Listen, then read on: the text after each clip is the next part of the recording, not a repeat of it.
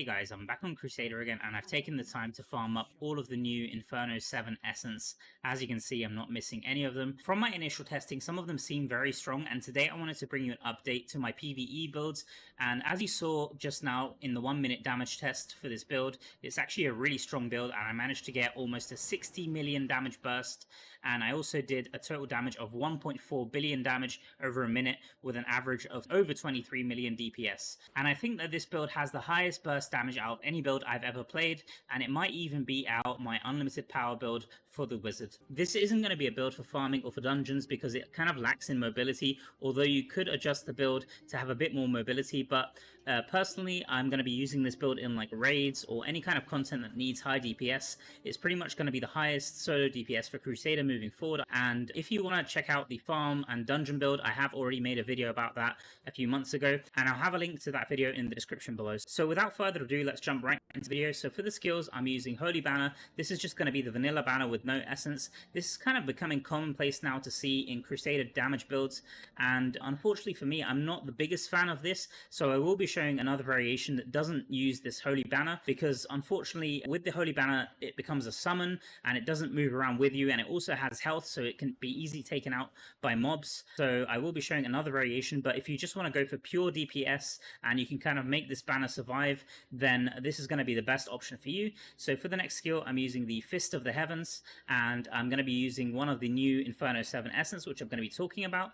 Then I'm using the Judgment, which is kind of the classic. This skill is still very, very good, even with all the nerfs. And then for the last skill, I'm using the Condemn, which is also a pretty common skill to see with the offhand that triggers the dots. And then for the primary attack, I'm using the Sacred Fire here. Next, let's take a look at the Essence. So for the Essence, I'm using a new Inferno 7 Essence for the helmet, which is the Rigid Skull Cap. This is a really, really cool Essence, and this is the reason behind the music that I was using. So it's Thunderstruck. Fist of Heavens now causes your primary attacks to emit lightning, damaging nearby enemies. Fist of the Heavens damage is increased by 18%. This is such a good Essence combined with the Shock Trooper Essence for the pants. So this one reads that Fist of the Heavens also explodes when hitting a burning enemy, dealing lightning damage to nearby enemies and applying shock. So this is really, really good, because for the main hand Essence, we're also using the Sanctified Scribe, which is basically going to give us extra damage, 47.5%, which is huge increased damage to shocked enemies, and we're consistently applying the shock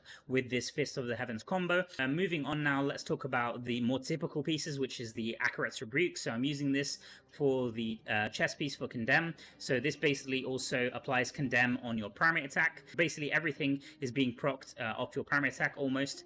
And moving on now to the shoulders, I'm using the Yawning Rose, which is with Judgment. A lot of you will be familiar with this if you played Crusader before. This is just a must-have essence and a must-have skill if you're looking to do any kind of damage with Crusader. So Judgment calls bolts of fire to fall continuously in an area around you, burning random enemies. This is really, really good. As I said, even after the nerfs, it's probably one of the strongest essence for Crusader. And then for the final essences here, I'm using the Horn Splitter, which applies another burn effect on the Sacred Fire.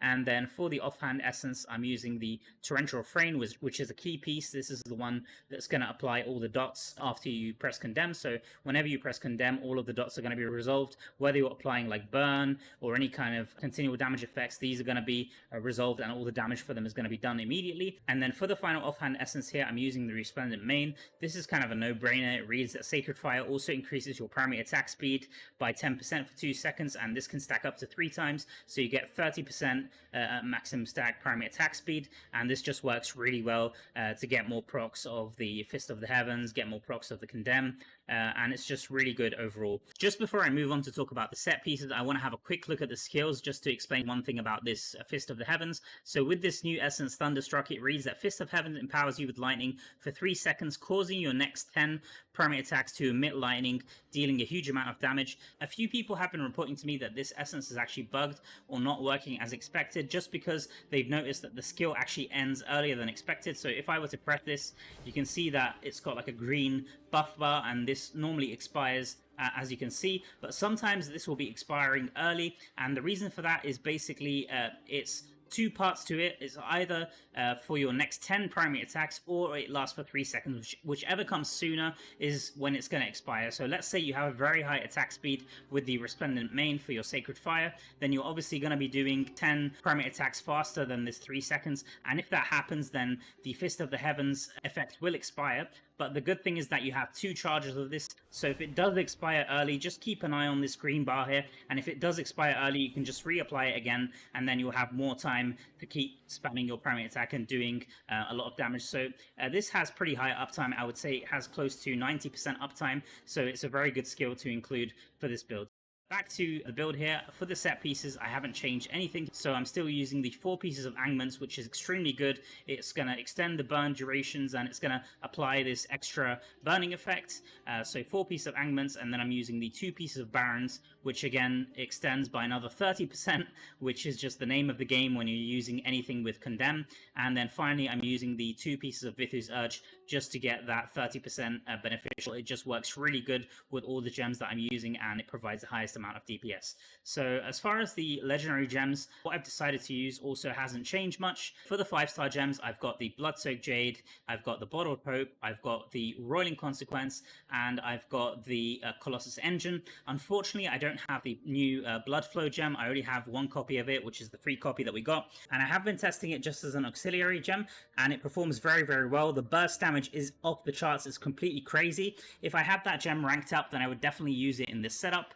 Even as a rank 1, it performs very, very well. So if you have like a 5-star gem that's not having a good effect, just slot in the Blood Flow. If you don't know how to do that, it's very simple. Just click on one of your gems here, and you can click this arrow, and here we go, auxiliary gem, and basically you can select the Blood Flow here, and you can basically just get this rank 1 effect, which applies the extra bleeding dot, gives you the critical hit damage, which is really crazy with this build. I wish that I had this gem ranked up, and yeah, if you guys have it, use it.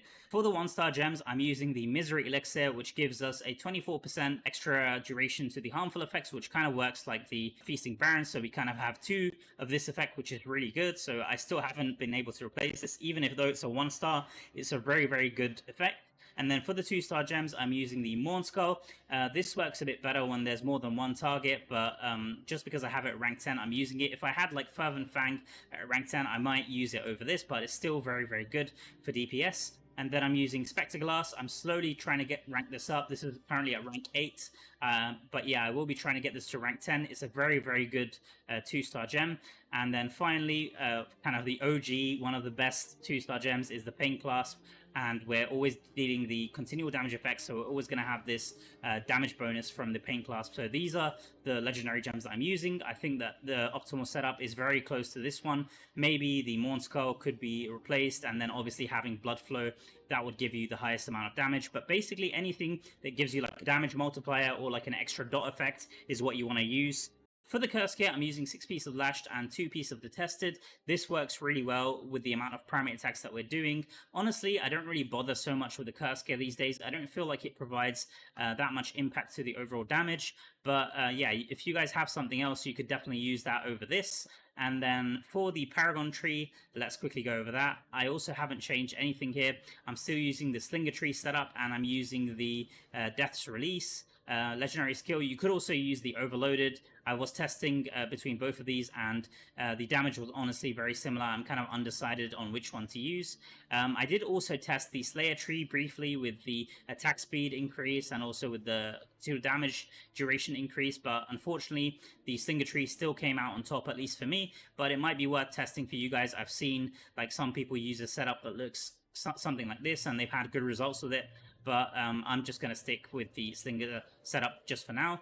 As far as the Reforges go, I also haven't changed this up at all. I'm still using my PvE loadout here, and this obviously includes the damage to demons, which is good in real play because most of the mobs in this game are demons, but obviously on the dummy, this might not be the best role to have. Maybe something like critical hit damage would be a bit better.